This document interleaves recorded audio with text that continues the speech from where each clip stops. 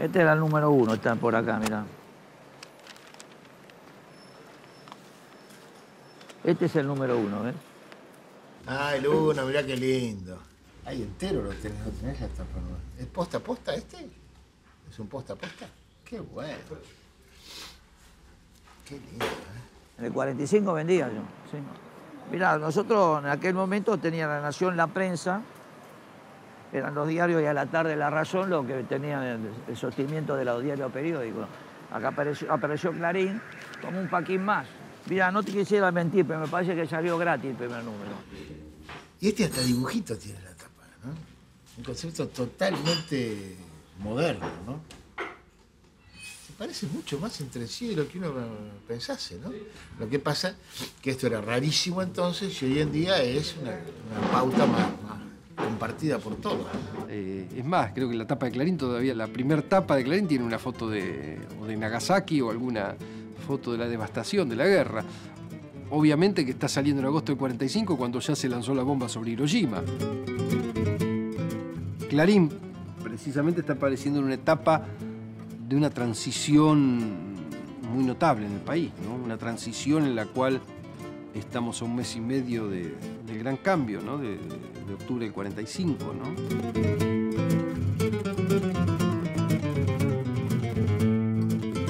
Bueno, soy Guadalupe Noble, Guadalupe Georgette Noble, y soy la hija de Roberto Noble.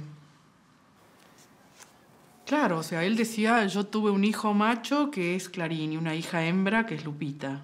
Y realmente era así para él, ¿no? Roberto Noble nació acá en la capital federal y en 1902, o sea que con el siglo. Y él nació en una familia, yo creo, de clase alta, clase media alta. Fueron varios hermanos, varones, y 2 mujeres. Y bueno, esta mujer, mi abuela María, que mi padre tenía un amor total con ella. Ella fue la madrina de Clarín. Dicen que Noble era la oveja negra de la familia porque era la oveja descarriada un poco. Bueno, él era estudiante de Derecho y un bohemio además. Y bueno, no andaba muy bien en los estudios porque, bueno, la noche porteña, el tango, la bohemia, los artistas, siempre se movió en un medio que mi abuela estaba muy preocupada. Hasta que, bueno, se vinculan con Antonio de Tomaso, y Antonio de Tomaso, que es uno de los fundadores del socialismo independiente, le ve la uña de guitarrero, le ve la veta, la vena, y le dice, mire, yo lo necesito a mi lado y usted tiene que terminar la carrera, ¿no? Y bueno, y él empieza a trabajar en los diarios, en los periódicos del socialismo, en el diario Libertad. Y bueno, y enseguida ya toma vuelo y ya dirige los diarios. Bueno, mira, el Partido Socialista Independiente en este momento es un partido, como su nombre bien lo dice, es una fractura de los socialistas. Yo diría que es fundamentalmente un grupo de intelectuales muy lúcidos, Federico Pinedo, Antonio de Tomaso, Roberto Noble, que son conscientes de que no tienen una base electoral amplia y por eso ellos apuestan a que con la caída de Irigoyen se pueda conformar una alianza con otros partidos en donde ellos tendrían que operar como los intelectuales orgánicos. Hipólito Yrigoyen asume en 1928 su segunda presidencia. Es una situación de crisis política mundial, económica, una crisis económica que repercute en todo el mundo, y la Argentina, al ser un país agroexportador con un modelo económico periférico, termina siendo partícipe también de esta crisis. Como siempre suele en todas las sociedades, se busca un único culpable, un enemigo único, simplificar las ecuaciones. Y aquí todas las culpas caen sobre Yrigoyen. Cuando uno habla del golpe del 6 de septiembre no es un golpe militar, es un golpe cívico-militar. Entonces, Yrigoyen decide no defender su gobierno y para que esto quede muy claro, unas pocas semanas antes había renunciado su ministro de Guerra, que era el que se proponía arrestar a los 60 conspiradores significativos. En esa lista de conspiradores significativos había dos personajes, Federico Pinedo y Roberto Noble.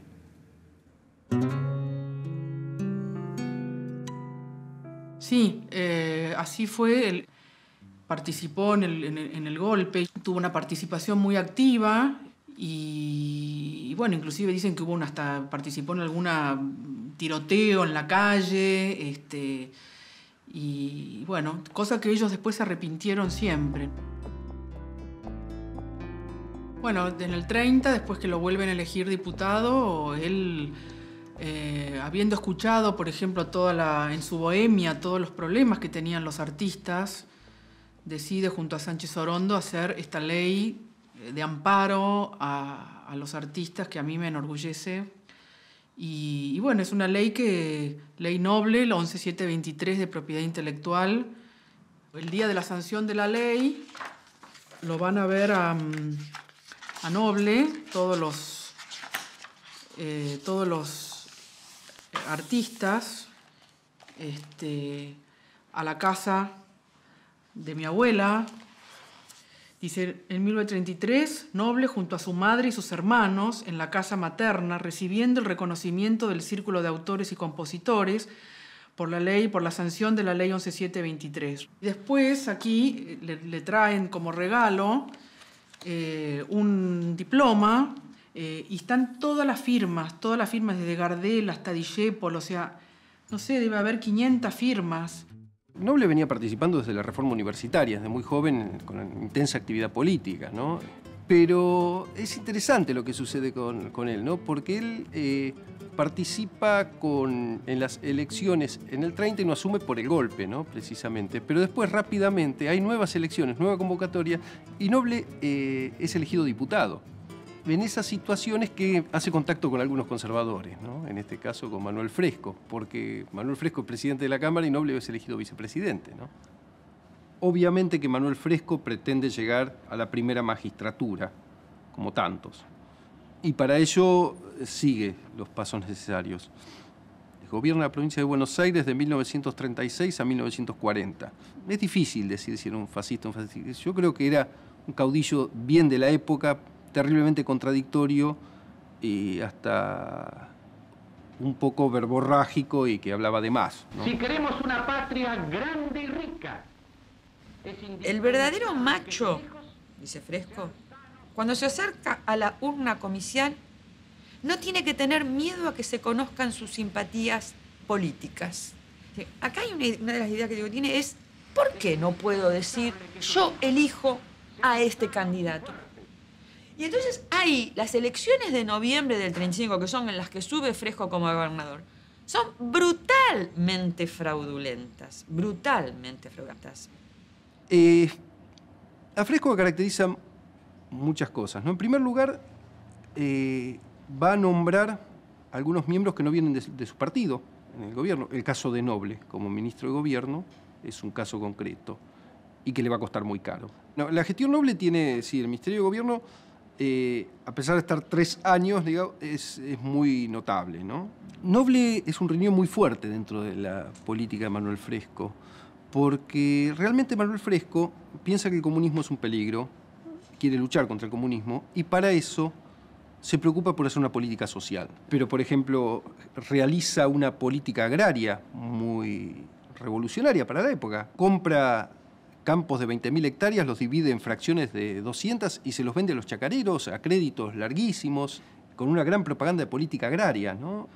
Por otro lado, también hace una política revolucionaria a nivel laboral. Crea un departamento de trabajo totalmente revolucionario. Gran cantidad de esta gente, o estos abogados laboralistas que Fresco tiene dentro del departamento de trabajo, a partir de la Revolución del 43 van a estar en el Departamento de Trabajo y en la Subsecretaría de Trabajo creada por Perón, ¿no? El Estatuto del Peón Rural del peronismo es prácticamente surgido del estatuto que genera Fresco también, ¿no? En esta Caras y Caretas, Noble del 36 dice: creo que el periodismo es la mejor escuela de política que existe. Noble es quien lo insta a Fresco a crear una radio en la provincia.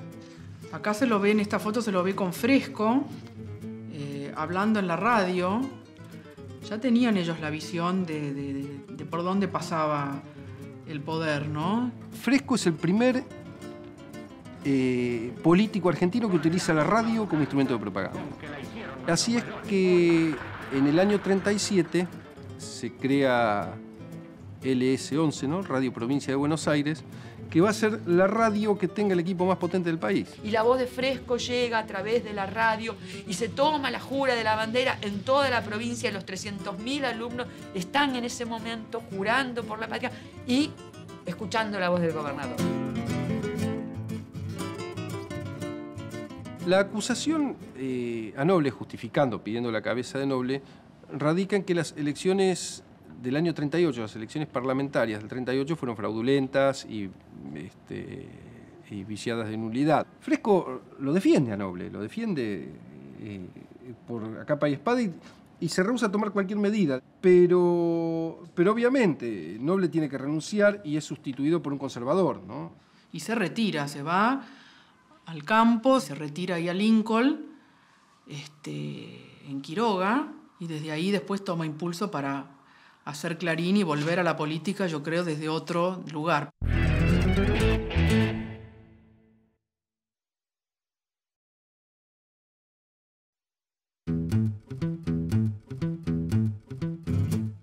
Y yo creo que ahí le duró poco el retiro. Ahí yo creo que habrá tomado una distancia para ver cómo acomodar la carga y por dónde seguir.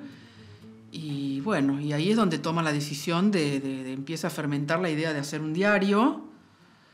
Y bueno, y decide vender esa estancia para hacer el diario. Bueno, el mito fundacional de Clarín sostiene que Noble vendió su chacra, su estancia en Lincoln, y con ese dinero fundó el diario, ¿no? La estancia, hay varias versiones sobre cuánto vendió la estancia. Lo que dice el boleto de compraventa, que sería lo más creíble, es 1.300.000 pesos. Ahora, ¿por qué ese dinero no alcanzaba?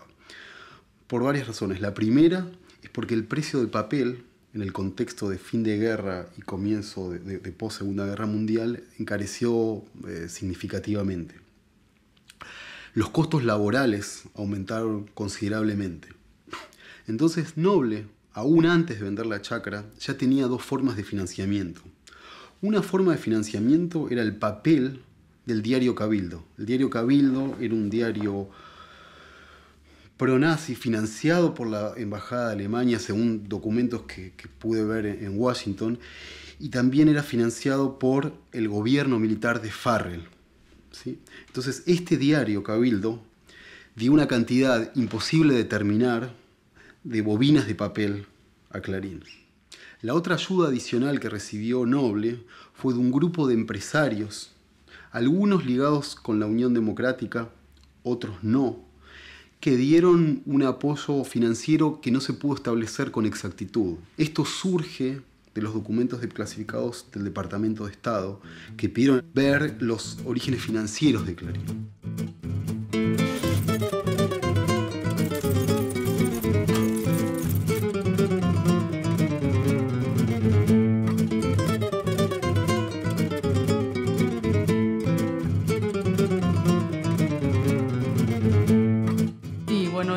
respecto al nombre de Clarín, cuenta a los hermanos que va a poner Clarín y le dicen, ay, pero eso tiene tufo a militar. Y él dijo, yo vengo a tocar el clarín, ¿no? Un poco así en el medio de un concierto de tambores, ¿no? Si Clarín suena a ejército, suena al ejército de las grandes glorias nacionales, al que está permanentemente en el corazón del pueblo argentino. A ver, sobre el origen del nombre hay varias versiones, ¿no? Una versión que es que lo tomó de Clarinada. Para mí no existe evidencia. Clarín era una revista de los viajantes de comercio. Entonces, cuando quieren registrar Clarín, ven que el nombre ya está registrado. Entonces, el noble manda, creo que a Maldonado, a negociar con ese sindicato, pero eso explica, digamos, la cuestión legal del nombre, pero no cómo se le ocurrió Clarín.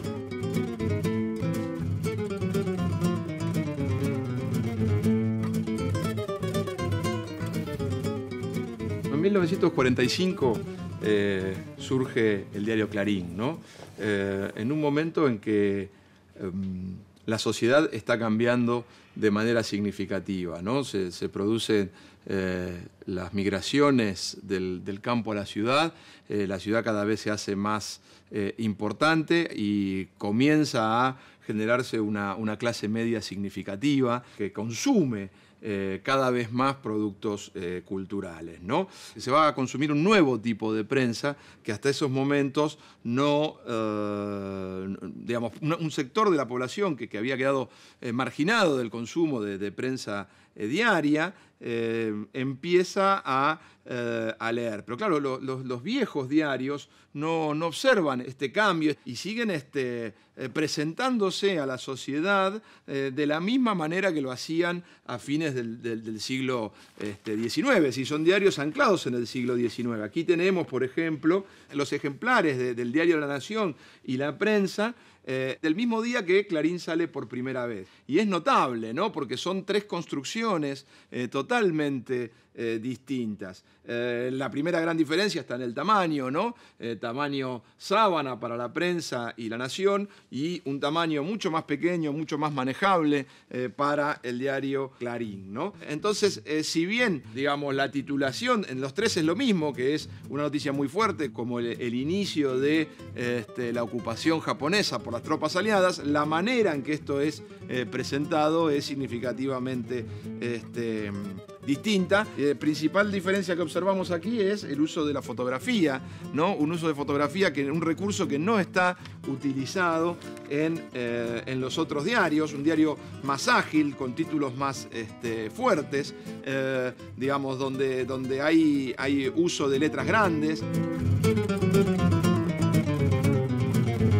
Por supuesto, como digo, ya estaba Crítica, estaba El Mundo, pero Clarín acentúa la idea de que el lector, que forma parte de la masa de lectores populares y que de alguna manera es el pueblo, en sus términos más amplios, concisos y abstractos, es alguien al que interesarlo, que normalmente y de un modo espontáneo no iría a leer noticias, pero se puede decir que es un modelo educativo más imperativo que el que imperaba en la tradición argentina, incluso en la sarmientista, que se suponía que la gente quiere de por sí, por determinación de su propia conciencia, convertirse en lector. Clarín comienza suponiendo que hay que captar esa atención, que es un poco la lógica mediática desarrollada a través de muchos más artilugios que lo que tiene Clarín. Pero no deja de ser emocionante entender el origen del diario, que es un centro de buena parte de las discusiones políticas y sobre la cultura argentina, porque habría que en gran medida percibir hasta qué punto no ha cambiado demasiado. Fácilmente se advertirá que nuestra hoja constituye una revolución en el periodismo popular argentino. Lo decimos sin falsa modestia. Creemos que este primer número revela bastante acerca de la modernidad del diario que hoy ponemos en circulación. En el diario Clarín se observa una preocupación por un lenguaje más popular. No diría popular extremo, sino claramente una apelación a las clases medias que van a ser el público al que va a apuntar claramente el diario Clarín desde sus inicios. Además, los diarios de la mañana de aquella época no se ocupaban casi de deporte, ni se ocupaban de espectáculos. ni tenían un chiste de Divito en la contratapa. Le daban muchísima bola al deporte. Clarín en ese sentido, a mí me parece que lo que tenía y le daba mucho al espectáculo. Y además le daba pelota a cosas que habitualmente le daban bola a los diarios de la tarde. Clarín arranca como eso, no arranca como un diario dirigido a las clases medias altas o a las clases más letradas, sino que va con un tono un poco más apuntándole a un público más popular. Y después sí, al poco tiempo después se consagra, y creo que es su característica esencial e histórica, como el diario de la clase media argentina. Noble, cuando saca su diario, lo hace con una vocación política. El periodismo siempre fue político y fue muy claramente político antes, como debe ser. Digo, los medios de comunicación son precisamente, como anuncia Noble, un medio de expresión y de expresión de ideas. ¿Y de ideas qué van a ser? ¿De ideas de qué? No de ideas de receta de comida, son de ideas políticas y de ideas de cómo resolver los problemas de la sociedad. El lema de Clarín es una solución argentina para los problemas argentinos. Un toque de atención para la solución argentina de los problemas argentinos. Bueno, es una redundancia que supone atribuirse la fuerza superior desde el punto de vista de la interpretación de lo que ocurre en un país, puesto que lo harían quienes defienden los intereses de ese país, ¿no? El eslogan de Clarín es un eslogan que uno puede ver en casi todos los documentos del Ministerio de Gobierno de Manuel Fresco. Hay una variación mínima. Y hay una discusión ahí interesante que uno puede ver entre los conservadores. Es si Noble, como ministro de Gobierno de Fresco, sugirió ese eslogan al gobierno de Fresco, o si en realidad fue el gobierno de Fresco el que le da a Noble la idea del eslogan. Clarín, la solución argentina, es un poco ambiguo, pero se querría suponer que el diario está involucrado, más que otros diarios, en algo que podríamos llamar lo que querría ese lector, que se solucionen los problemas. El diario no soluciona problemas, pero llama la atención sobre esos problemas. Arrogarse esa posibilidad es mucho más arriesgado, mucho más ambicioso y mucho más, si se quiere, petulante que la tradición anterior, la del diario de la Nación, que no se arrogaba soluciones, simplemente de ella emanaban doctrinas. Digamos, Noble decide crear un diario porque él compró la idea de la catapulta, la idea de un diario como catapulta. El que le acercó esa idea fue Horacio Maldonado, que era un periodista de crítica acreditado a la Casa de Gobierno y fue uno de los cofundadores del diario. Entonces, la idea del diario catapulta quería decir que el diario lo podía ayudar a Noble a retomar un lugar en la vida política de la Argentina. Lo había perdido desde que se retiró en el año 40. O sea, me parece que la idea central es tener un diario como catapulta. Bueno, esta es la increíble biografía que hizo Luis Ciuto. Hace una biografía de Noble y, por ejemplo, no nombra que tuvo una hija. Ya nadie tuvo dudas que comenzaba una nueva etapa del periodismo y la política argentina. Al impulso de aquel pequeño tabloid, que no era un diario más, era la herramienta con la que Roberto Noble, aquel joven diputado nacional lugarteniente de Antonio de Tomaso y después dinámico ministro de Gobierno de la provincia de Buenos Aires, creador de asombros por la originalidad de la fecunda obra realizada, se aprestaba a comenzar a forjar un estilo nuevo de la política, una nueva forma del arte de gobernar. ¿Noble va a volver a la política? No. Clarín va a marcar el ritmo de la política nacional. En el libro de Lucero, en la página 50, se lee: Noble, ¿va a volver a la política? No. Clarín va a marcar el ritmo de la política nacional. Era una propuesta no poco ambiciosa y hay que reconocer que la cumplió. Se puede decir muchas cosas de Clarín, que no tiene nada que ver con el ritmo de la política nacional.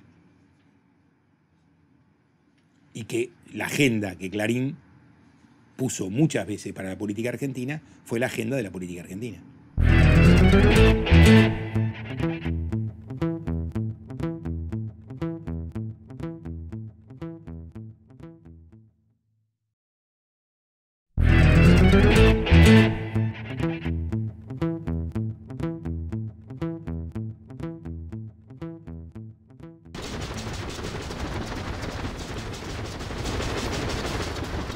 Clarín era un diario que cuando arranca tiene 30.000 ejemplares, 25.000 ejemplares.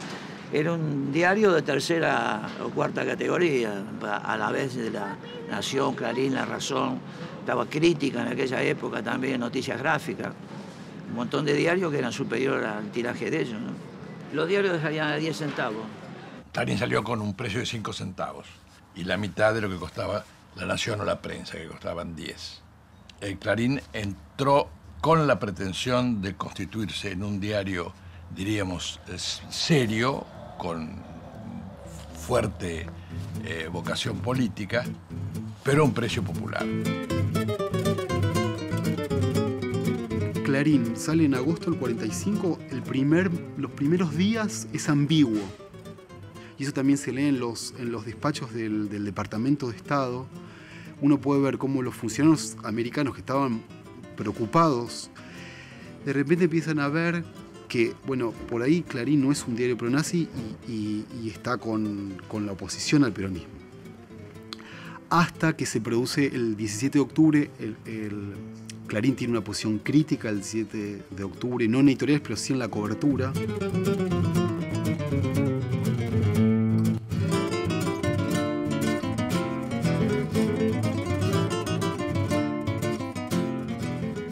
Y en la campaña es totalmente favorable a la fórmula Tamborini-Mosca, al punto que las menciones a Perón entre enero y febrero son prácticamente inexistentes. Y es más, en febrero, cuando el Departamento de Estado saca el libro azul, que es el libro de crítica, de acusación a Perón, de pronazi, en el primer lugar donde se publica es en Clarín. ¿Cómo fue la respuesta del peronismo a eso? En marzo, después de la victoria, el peronismo publica el libro Azul y Blanco y ahí cita la famosa frase de Noble de simpatía por Mussolini. Noble escribió: Mussolini es el modelo viviente del moderno hombre de Estado y en lo que al genio de su raza se refiere, constituye una expresión egregia de la excepcional capacidad que el pueblo italiano ha demostrado en todos los tiempos de producir ejemplares humanos dotados de amplitud universal, de fantasía creadora y temperamento ejecutivo, síntesis que justifica por sí misma la existencia de la especie y la encumbra como portadora de los supremos valores morales y espirituales en el mundo. Los argentinos nos regocijamos con alegría de hermanos por la gloria de Italia y de Mussolini. Lo primero que me sugiere esta fórmula es que es profundamente macarrónica en términos de estilo. No tiene una sola idea importante. Simplemente sustituye la falta de ideas por una alegría hueca modelo La Nación, egregia, excepcional, amplitud universal, fantasía creadora, síntesis que justifica, valores morales y espirituales, nada. Es un conjunto de oquedades que lo último y lo único que señalan es la admiración del que las dice por Mussolini. Y ante la posibilidad de que por los antecedentes de simpatías con Mussolini el diario pudiese ser impugnado, Noble decide no aparecer durante el primer año. Entonces hace un contrato donde Seiza aparece como director, cuando en realidad es el capataz de su estancia, y durante un año figura como el director. De hecho, en los primeros números de Clarín uno puede ver que varios los saludos, por ejemplo, la agencia France Press le manda felicitaciones de señores Seiza por la salida de su diario, y Seiza era el capataz de la estancia.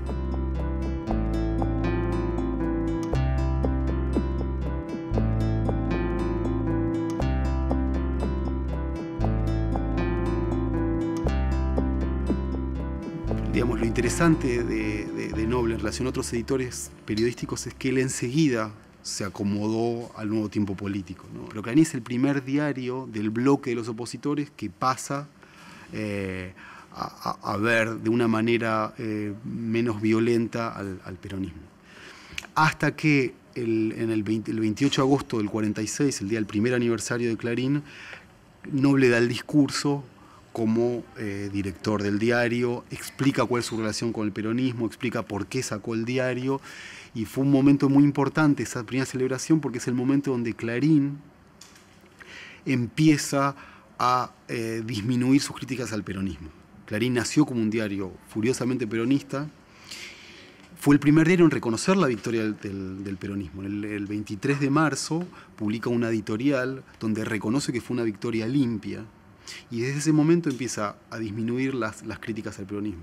O sea, a partir del discurso del 28 de agosto del 46, el diario empieza a peronizarse, al punto desde fines del 46 hasta el día del golpe, digamos, el 99% de las editoriales no solamente son de apoyo al gobierno, sino por momentos de adhesión casi absoluta al gobierno, con algunas excepciones muy puntuales, ¿sí? Pero esas excepciones puntuales nunca tocan ni a Perón, ni evitan las cuestiones más importantes del primer peronismo. Sé poco de la relación de Perón con Noble, pero sé que se respetaban. Lograron convivir y si bien estaban en veredas diferentes, pero bueno, ya Noble había aprendido también lo que era la democracia y lo caro que le había costado a la Argentina aquel golpe, ¿no?, en el que él participó. Y yo creo que Apol fue un hombre que también desde adentro de la Secretaría, Raúl Apol, apoyó y dejó que Clarín existiera, ¿no? Él tenía una frase, dijo, no me quite el sol, ¿no? Y no me quite el sol, le dijo a Perón, era el papel, ¿no? Tuvo la cuota de papel, o sea, Clarín pudo seguir saliendo y bueno, y él y otros amigos más lo bancaron a Paul hasta que se murió. La relación entre el peronismo y la prensa fue una relación complicada desde el vamos, ya que el peronismo no tenía prensa adicta, tenía prensa enemiga y prensa comercial. ¿Qué digo prensa enemiga? La Prensa y La Nación. Prensa comercial, Clarín. Podemos partir de un concepto de Gramsci que suele ser muy interesante. Gramsci sostiene que un diario es un partido inorgánico. Y bajo el capitalismo es un partido inorgánico que tiene una particularidad muy interesante. Es un negocio que permite organizar otros negocios, decía ahora Jacobo Timerman y no Gramsci. Noble era capaz de articular la lógica política que propiciaba con los negocios que esa lógica política requería. Y un diario era el instrumento perfecto para ese doble cruce. Negocios y política. Noble ejecutó ese cruce admirablemente. Por iniciativa del diario Clarín se celebra entre nosotros el primer campeonato de canasta. El director de dicho matutino inicia el certamen para cuyos vencedores... Acá ya tiene a la que aspiraba, está insinuado aquello... Acá ya está insinuado lo que era el objetivo y casi logrado a poco, lo que era el objetivo más o menos explícito de Noble desde el comienzo, que era arrebatarle a la razón, a la prensa, el patrimonio el monopolio de los avisos clasificados. Teniendo en cuenta que esa famosa frase tan linda que dice nadie se murió hasta que no apareció en la necrológica de la prensa.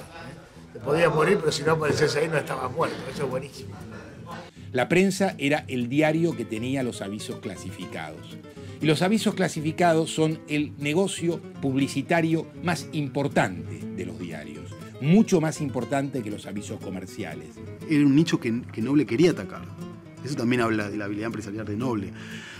La Nación, en cambio, consideraba que los avisos clasificados era para mucamas, era algo que no estaba a la altura de la Nación usar los clasificados. Noble, en cambio, lo vio como un negocio y tuvo el mérito de estar Clarín tomó los avisos clasificados porque tenía una política de toma de avisos clasificados. Es decir, Clarín desde el año 48, 49 Noble vio que era un gran negocio los avisos clasificados. Entonces se empieza a poner en la tapa publicidad de avisos clasificados.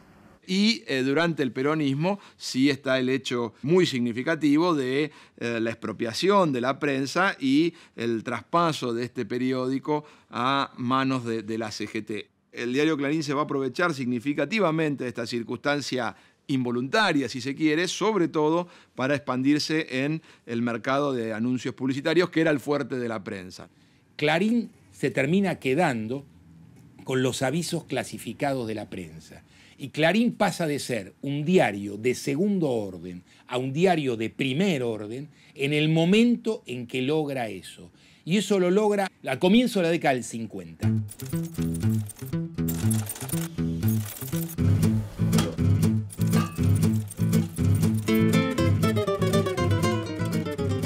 Al quedarse con los avisos de la prensa, pasan a ser un diario con una estabilidad financiera que no tiene ningún otro diario de ese tiempo en este mercado. Eso sumado a la comprensión política que Noble tiene sobre las tendencias generales del mundo y las tendencias particulares de la Argentina, hacen que Clarín navegue viento en popa. Entonces, pensá que Clarín tenía 3 páginas de clasificados y pasa a tener 8 o 9 de un día para otro. Y lo que es realmente significativo es que el año 52 en adelante el aumento de los clasificados es año por año va aumentando. Así que eso fue fundamental en consolidar a Clarín como empresa. Hasta ese momento Clarín no estaba consolidado como empresa. Perón no se propone darle a Clarín una mano. No es esta la situación. Pero lo cierto es que Clarín terminó aprovechando la circunstancia con una enorme sagacidad comercial. Y eso es noble.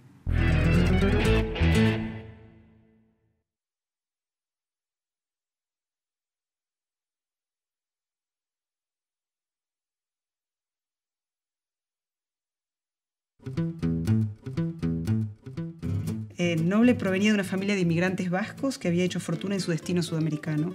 No era un verdadero aristócrata, pero siempre se había creído uno y se comportaba como tal. Quienes lo conocían admiraban y envidiaban su absoluta confianza en sí mismo. Transmitía la seguridad de un hombre predestinado. ¿Predestinado para qué? Para decidir el carácter de la Argentina, que en el momento en que llegó al mundo, en el segundo año del nuevo siglo, también parecía destinada a la grandeza. Él coleccionaba elefantes. Todos los elefantes tenían que tener la trompa para arriba, porque los de trompa para abajo son mala suerte. Las mujeres, dice que cuando era joven, las maestras en la época de la política lo llamaban el teniente seductor. Oh, no. Porque tenía esa... que era una película, creo, de Maurice Chevalier.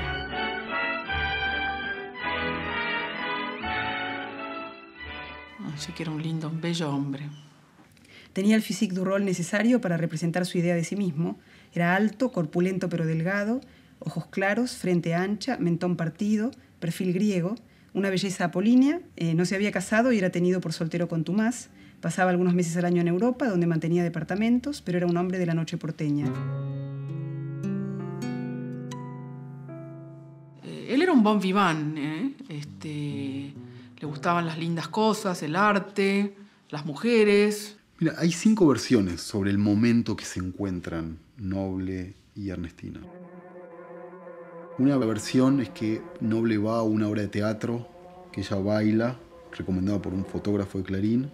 Otra versión que ella trabajaba como en una de las oficinas de clasificados de Clarín, y otra versión que es que un militar la presentó. Esas son las 4 o 5 versiones. La versión más verosímil es que se conocieron en un paseo en el Tigre.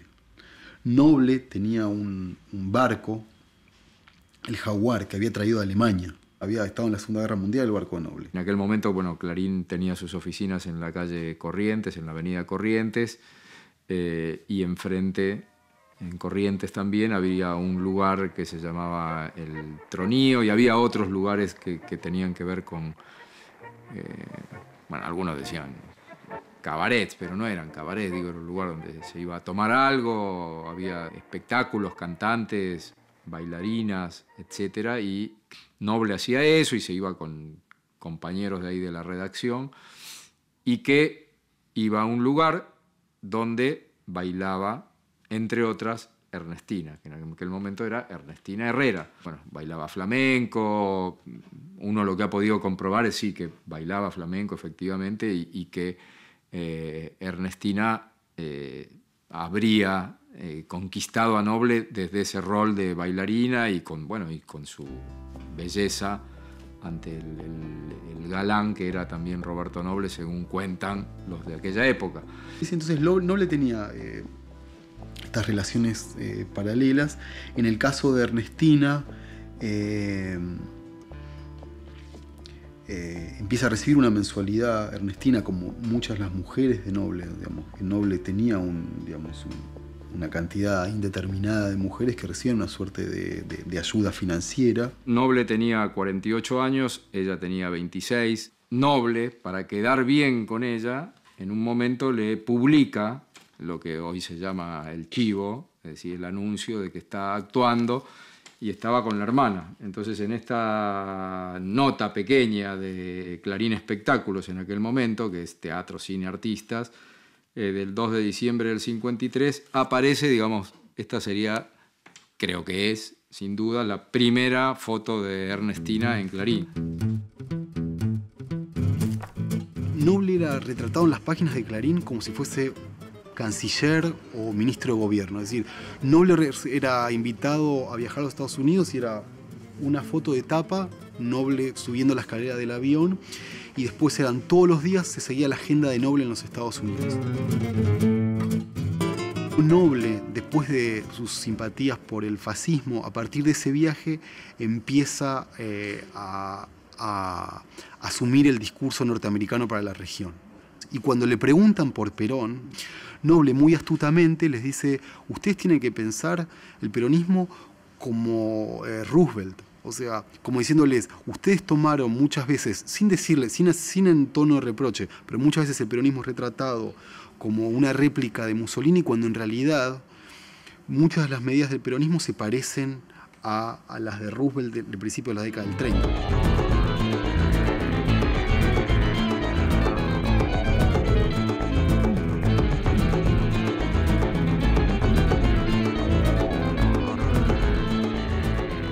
Sobre los bombardeos del 16 de junio del 55, Clarín no solamente los condena en tapa, publica varias editoriales de Noble, sino que es muy crítico de la oposición. Que era parte de la línea editorial de Clarín, que empieza a modificarse recién en agosto, fines de julio, agosto. No es que empiece a ser crítico, porque por primera vez en 9 años la oposición empieza a tener espacio en el diario. Antes no había espacio por la oposición en el diario, salvo en la sección Lo que dice la calle, que había algunos sueltitos, pero en general el diario era un diario que básicamente publicaba comunicados, declaraciones y medidas del gobierno.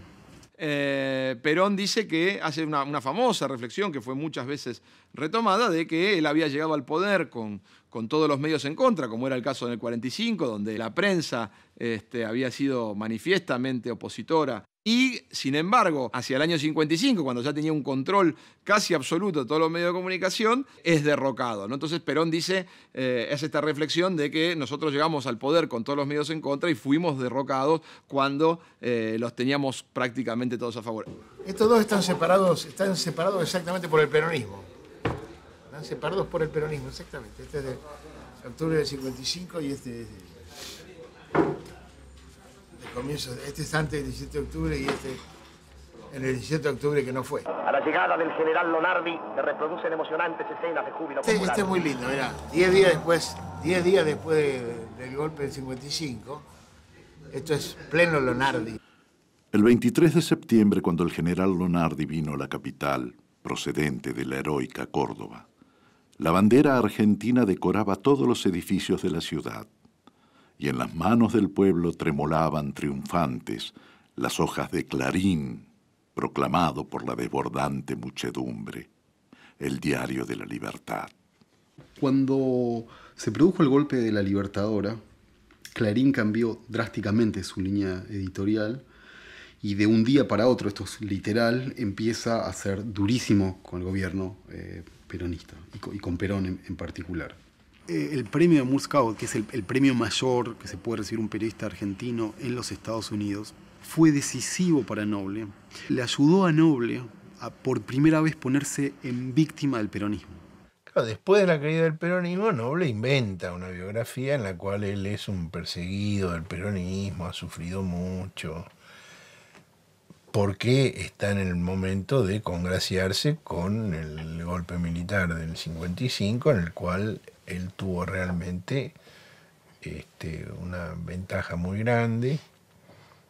Un pariente de él era miembro de ese gobierno, Eduardo Busso. Clarín, durante todo el gobierno peronista, se imprimió en los talleres de crítica.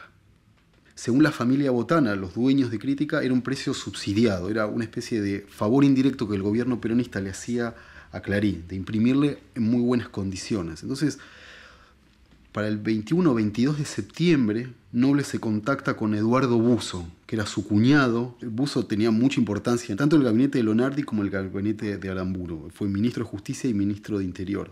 Entonces hay una pelea interna del gobierno, porque el presidente de la República, Lonardi, le pide a Busso que firme un decreto para cambiar la situación en Crítica. Y Busso lo va demorando porque sabe del perjuicio que podía tener Clarín en ese contexto. Ahí se produce una crisis interna del gobierno y cae Lonardi. O sea, esa situación que parece bastante menor provoca la crisis interna que termina con Lonardi.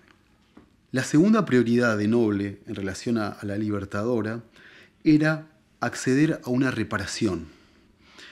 Noble decide publicar 4 páginas en el diario reclamando la indemnización y explicando las razones de la indemnización. Según la versión de Noble, Clarín había perdido mucho dinero durante el gobierno peronista, pero esa fue la manera de sostener públicamente por qué la Libertadora debía reparar a Clarín. Tengo el alto honor de dirigirme a vuestra excelencia para plantear los antecedentes, situación y necesidades urgentes de nuestra empresa con referencia a la instalación de su imprenta propia y requerir con todo respeto al gobierno de la Revolución Libertadora la reparación que en ese orden corresponde. Aprovecho la oportunidad para saludar a vuestra excelencia con mi más alta consideración y estima. Roberto Noble. Ese pedido no prosperó porque había una oposición, sobre todo en la Marina. Entonces lo que hace Noble va a comprar máquinas a los Estados Unidos. Y esto es interesante porque él pedía una reparación de $4 millones y compra máquinas por $300.000. Para mí sigue siendo una incógnita por qué pidió reparaciones por $4 millones y finalmente compró por $310.000.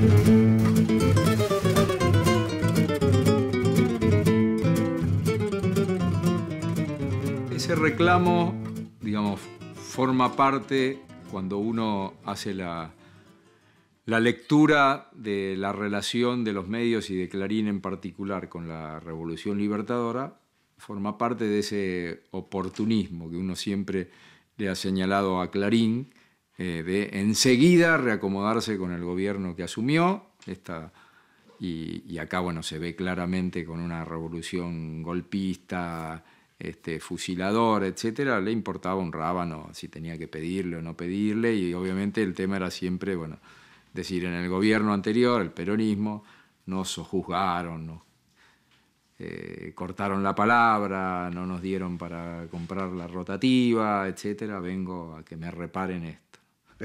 Incluso cuando fue el levantamiento del general Valle,